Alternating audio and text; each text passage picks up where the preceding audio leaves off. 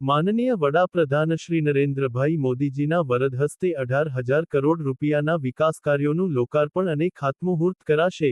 હજીરાના L&Tના પ્લાન્ટની મુલાકાત અને ઇન્ડોર સ્ટેડિયમ ખાતે જાહેર કાર્યક્રમ યોજાશે.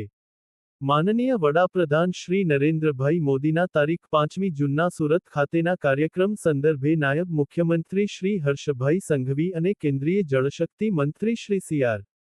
પાટીલના અધ્યક્ષસ્થાને આગોતરી તૈયારીઓ અંગે સમીક્ષા બેઠક યોજાઈ. સુરત જિલ્લા કલેક્ટર કચેરી ખાતે યોજાયેલ બેઠકમાં લોકપ્રતિનિધિઓ, જિલ્લા વહીવટી તંત્ર તેમજ પોલીસ વિભાગના અધિકારીઓ ઉપસ્થિત રહ્યા હતા.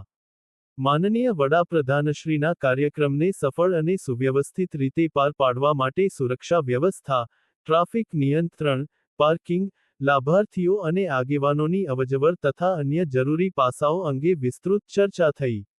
નાયબ મુખ્યમંત્રીશ્રી તથા કેન્દ્રીય મંત્રીશ્રીએ તંત્રને જરૂરી માર્ગદર્શન આપીને વિવિધ વ્યવસ્થાઓ પ્રોટોકોલ મુજબ સમયસર પૂર્ણ કરવા સૂચનો કર્યા.